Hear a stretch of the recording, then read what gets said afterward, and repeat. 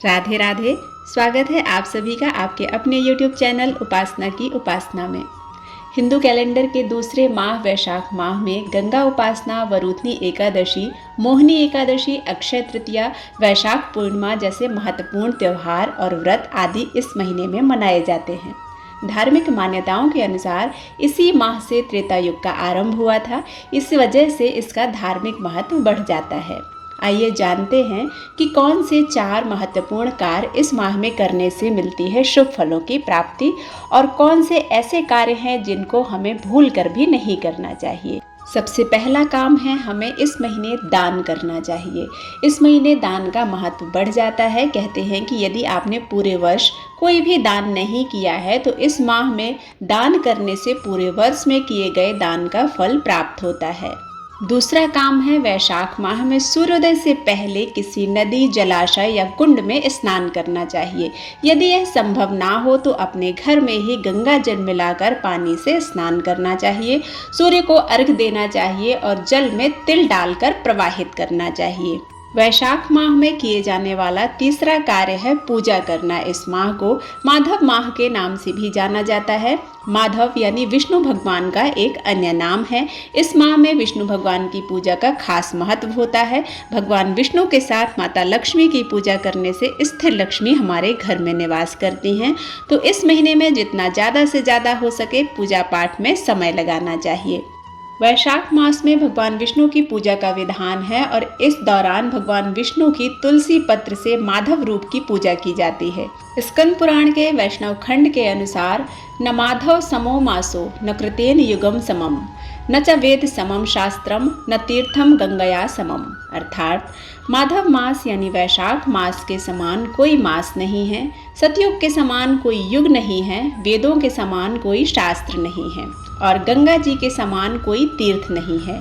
इस माह के दौरान आपको ओम माधवाय नमः मंत्र का नित्य ही कम से कम 11 बार जप करना चाहिए। साथ ही भगवान विष्णु के केशव, हरि, गोविंद, अच्युत, मधुसूदन, ऋषिकेश आदि नामों का ध्यान करना चाहिए। भगवान विष्णु को और उनके समस्त रूपों का ध्यान करते हुए पंचामृत का भोग लगाना चाहिए। पंचामृत में तुलसी पत्र अवश्य डालना चाहिए। साथ ही उन्हें सफ़ेद या पीले फूल अर्पित करना चाहिए।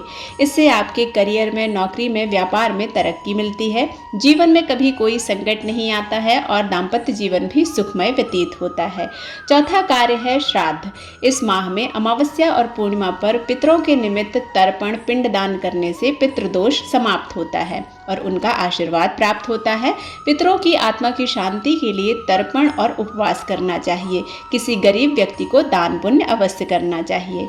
5वां कार्य है ग्रह दोष से मुक्ति के लिए इस माह में काल सर्प दोष से मुक्ति पाने के लिए अमावस्या तिथि पर ज्योतिषी उपाय किए जाते हैं। अमावस्या के दिन पीपल के पेड़ पर सुबह जल चढ़ाना चाहिए और संध्या के समय दीपक जलाना चाहिए। वैशाख मास में पीपल वृक्ष की पूजा का खास महत्व बताया गया है। पीपल वृक्ष की पूजा करने से श्री हरि विष्णु भगवान की और माता महालक्ष्मी की कृपा प्राप्त होती है।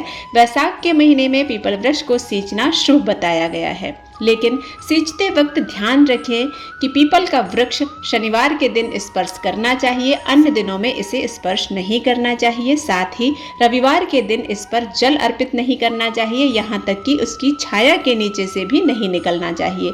तो इन बातों का ध्यान रखते हुए पीपल वृक्ष की पूजा वैशाख महीने में आप कर सकते हैं। शनि दोषों से मुक्ति प्राप्त करने के लिए वैशाख अमावस्या पर शनि जयंती मनाई जाती है। इस शनि जयंती पर आप शनि देव के निमित्त तिल, तेल और पुष्प आदि चढ़ाकर उनकी पूजा करें। ऐसा करने से शनि से संबंधित जो भी कष्ट होते हैं वह दूर होते हैं।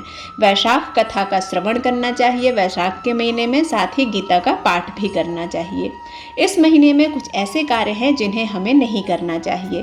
पहला है, वैशाख माह में भूमि पर शयन नहीं करना चाहिए और एक ही समय भोजन करना चाहिए। इससे सभी तरह के रोग और शोक मिट जाते हैं। दूसरा है, वैशाख माह में नया तेल नहीं लगाना चाहिए।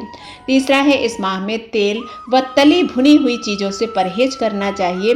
बेल का फल दान भी करना चाहिए, भगवान शिव पर अर्पित करना चाहिए। इसके साथ ही बेल का फल स्वयं भी ग्रहण करना चाहिए। इससे स्वास्थ्य लाभ भी मिलता है और लक्ष्मी प्राप्ति भी होती है।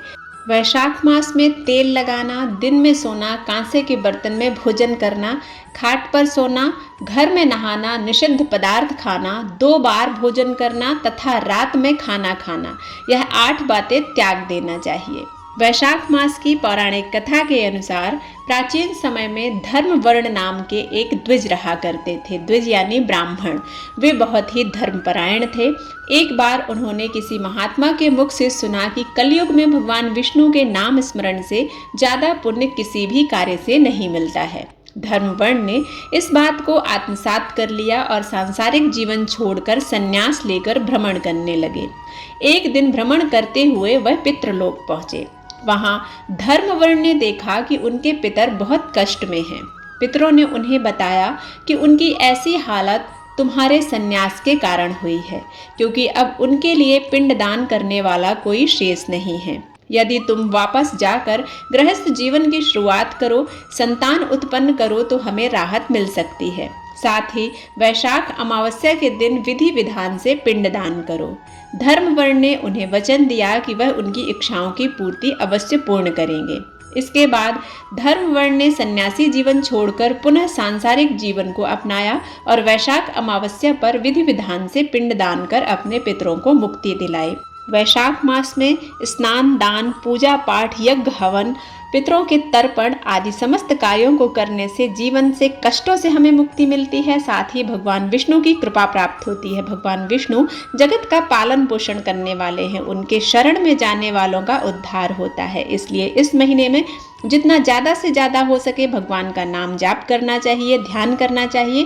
श्री हरि विष्णु भगवान और माता महालक्ष्मी की पूजा प्रार्थना करने से स्थिर लक्ष्मी घर में निवास करती हैं और अन्न धन वस्त्र के भंडार भरे रहते हैं। आशा करती हूँ यह वीडियो आप सभी को पसंद आया होगा। यदि पसंद आता है तो आप इसे लाइक करें, शेयर करें और सब्सक्राइब करना बिल्कुल ना भूलें। मिलते हैं एक नए वीडियो में, तब तक के लिए राधे राधे।